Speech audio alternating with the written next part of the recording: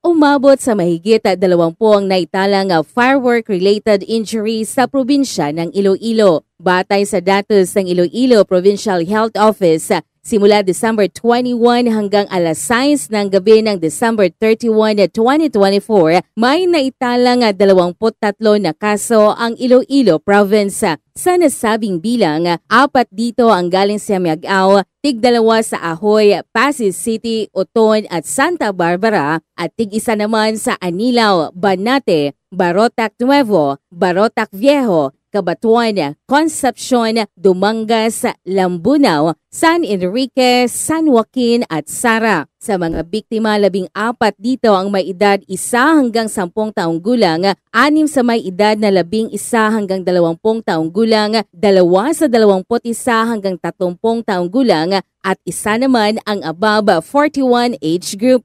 Pinakabatang na biktima ay may edad na 5 taong gulang.